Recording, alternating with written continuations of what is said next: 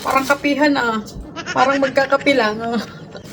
Hello guys, mag-unboxing nga tayo nitong bagong bili ni Daddy doon na mixer. So bali, try natin to kung gumana. Wah.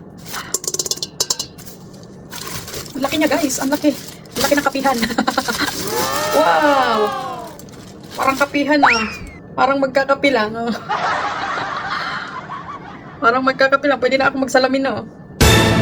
Wow, ang laki. Oh. Ang laki niya guys. Ang laki. As in. Ang ganda niya. Oh. Ang laki pa. Mas malaki pa sa mukha ko oh. Ang laki. Hindi natin alam kung paano gamitin to. Mag-operate muna tayo. Mag-practice ba? Kasi ay, nakadikit na.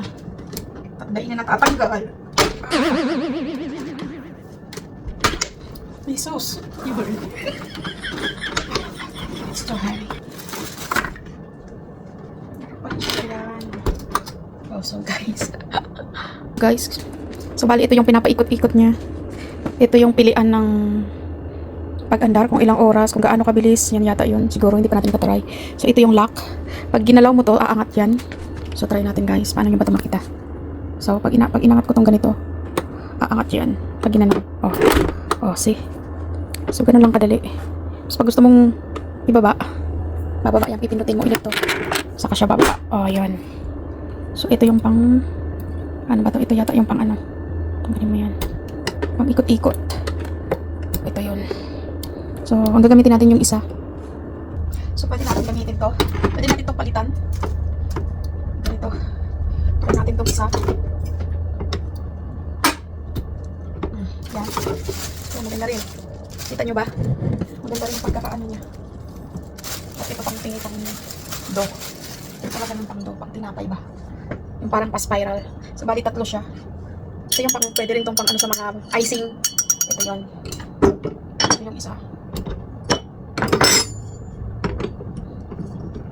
Nagagawa ng tinapay. Yan. Yan ang ilalagay natin.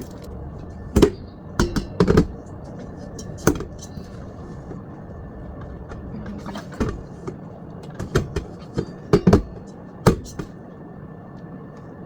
Hindi natin na lang. Pero yun ang lock. Ganun ang lock. So ibababa. Ganun. Try natin kung uman lang.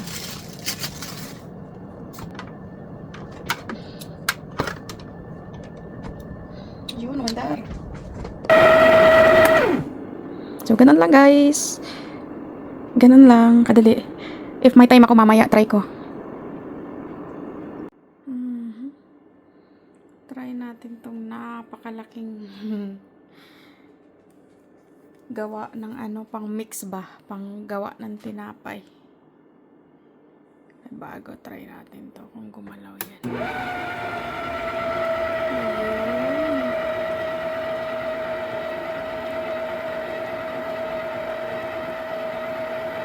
Diba?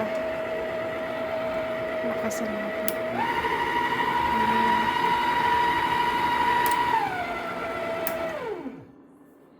Yun.